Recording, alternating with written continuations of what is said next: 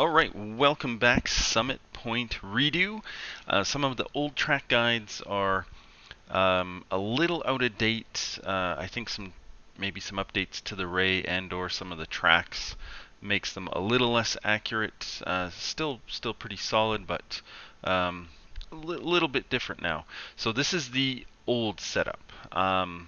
So ride height minus 15, a little extra on the front compression, 21 clicks, 57%. Again, that's an individual thing. As low as you can go without locking up the wheels too bad is what you want. Spring rates are as low as they can go in front and back. If you know my channel, you know I play around with the camber. It's not necessary. If you're new to iRacing, if you're new to the Ray, I think this gains probably not even a tenth of extra time, but I do like to adjust them so the tire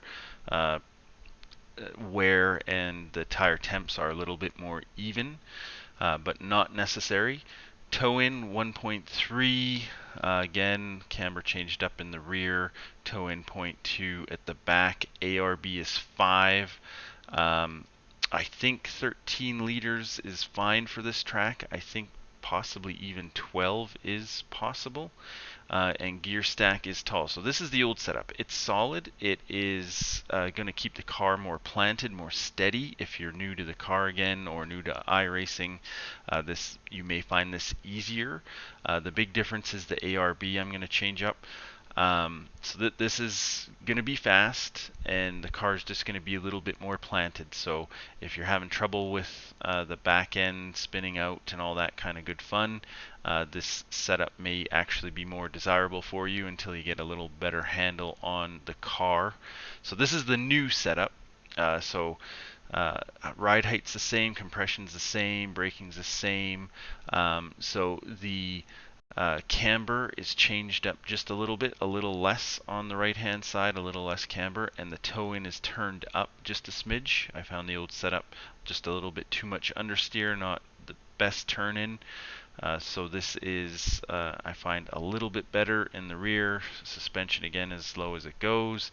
Camber's changed up a little bit, and the toe in is increased just one notch. So the big difference here is the ARB is turned up. So this setup, actually, you could probably use this setup, and if you find the back end is just not, it's too loose, not controllable, maybe just turn that down to 5. And again, compression and stuff all the same in the back, same gear stack, all that good stuff. So yeah, that is a slight change to the setup, and I think it will improve your lap time. So we'll get to the guide itself. Now, iRacing has not come out with the official race season. I set up the practice session exactly the same as it was for my last track guide. So the track temp is 26. That may or may not be what it is come race day. I don't know what time of day the race is going to be, so just look out for that.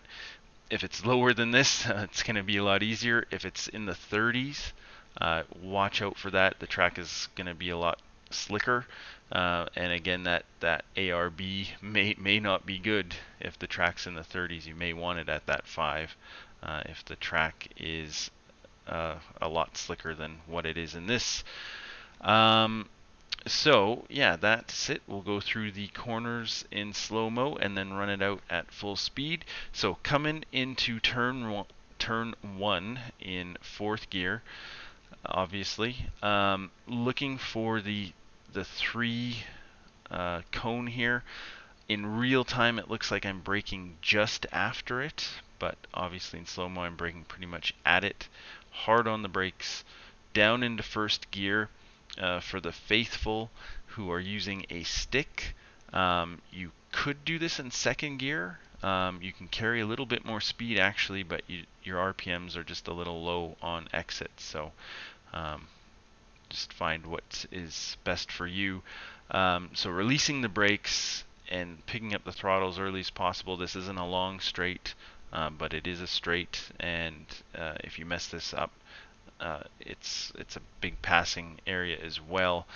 Watch out locking up the brakes into this corner, especially on the first couple of laps, especially if you're drafting off someone. You're probably going to have to brake earlier because you'll be carrying more speed. Lots of crashes on the first lap or first few laps into this section.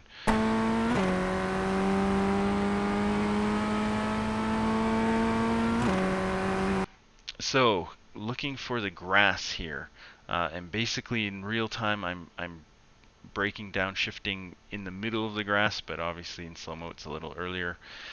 Just a dab of brakes, shifting down into third gear, cold tires, probably just a little bit more of a dab of brakes. And again, wanting to pick up the throttle as early as possible. If you get on this curb, not the end of the world, but it does slow you down a little bit. So I would say stay off of that and just unwind the wheel, exit onto the curbs here. If you get on the sand, if you graze your tires on the sand does slow you down quite a bit, so watch out for that. You will lose a couple of tenths if you put a tire on the sand there. So up into fourth, you want to make sure you are far over to the left. Again, this is another passing spot, so watch out, someone might be in the inside. And you want to try and straight line this as much as possible, keeping that throttle on as much as possible. Again, not a big fan of getting on the curb there. I bumped it a little bit. And just keeping the throttle on as much as possible in fourth gear. Again, in real time, it looks like I'm at the tree braking, but in slow-mo just before the tree. Getting on the brakes real hard, down into first. Again, if you're using a stick, you can do this one in second. You'll carry some more speed into the corner, but your RPMs will be a little low on exit, but it's quite doable. And then just releasing the brakes. You have to release the brakes. If you come in here too hot, this is downhill. Your back end is going to want to step out. So don't just let go of the brake pedal. You have to release them a little slowly and want to pick up that throttle as early as possible. Get into the camber of this corner and then just picking up the throttle as much as you can, as early as you can. Again, if you held it in second gear, you're just going to want to keep it in second gear, but if you're down into first, I like to bump it up into second just for a short time here, because downshifting actually works well to slow the car just enough to make this corner right. I just barely even touched the brakes there. Cold tires, you do probably want to touch the brakes a little bit. Hugging the inside and then just unwinding the wheel. Now you can go all the way over to the left-hand side of the track, but I find that I'm actually slower if I do that. It extends the track a bit, and I find you have to slow down more to get the turn into this next corner. If you are more mid-track, you can keep the throttle pinned, and well, almost pinned, and the turn in, you get turned in better. So. And this curb, again, not too punishing if you get on it, but ideally you don't want to get on it. I find it's a little faster if you don't. However, I did set my fast lap going on it. And then shifting up into third, and again, not wanting to really clip this curb, and you have to watch out this grass here. If you get on this grass, like a full tire width, it's an X. And also, if you get a full tire on this grass, it is going to unsettle the car. If you've got your wheel turned at all when you're on that grass and the throttle is on, you are going to have to do some correcting. So watch out. That grass can be a little tricky, can catch you out. And you want to make sure you're over onto the left side here as much as possible, and you got to turn in earlier than you think to make this corner. On cold tires, you may want to lift through here, but once the tires are warm, you definitely do not want to lift unless you have to.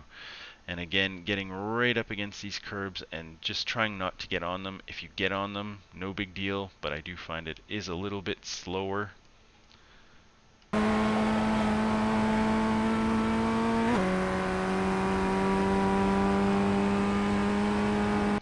So up into fourth. Now this one's tricky as far as knowing where to slow down. There is a patch of dead grass here. You can use that as a marker, but unfortunately, if there's a car in front of you, that is not going to work too good. So I use this middle section of grass here, and it just takes some practice just to judge how far away you have to be when you want to get on the brakes and downshift. So in fourth gear, little dab of brakes, shifting down into third. Cold tires again, just a bit more brake, and then letting the car roll in and picking up the throttle as early as possible. You can go into this corner faster, however on exit you are going to compromise your exit speed and onto this big straight. That is not a good thing. Another thing just to keep in mind, this corner is so important for quali. If you mess this up, you will wreck your lap you're on, and you will wreck the next lap. So you really have to nail this corner on quali, so watch out for that. So on exit, just opening the wheel up, extending the track here, getting over to the left-hand side again. There's no X here for using this pavement patch, and if you get a wheel on that gravel, it is going to kill your speed. So if the guy in front of you got onto the gravel, you've probably got a good opportunity to overtake him down this straight. He will be going slow, and watch out for that. You don't want to tap into his back end. And then it's just a run to the end. Again, if on the last lap, if the car in front of you kind of messed up that last corner, you can possibly get an overtake here, so look out for that. So it's a 15-1. I think that's pretty competitive. It is quicker than my last guide. Again, I think the setup is a little bit more improved with that ARB and turn-in and car rotation improved. So if you're in the low 115s, though, should be pretty competitive. So we'll see you on track. Good luck, and we'll run this out at full speed.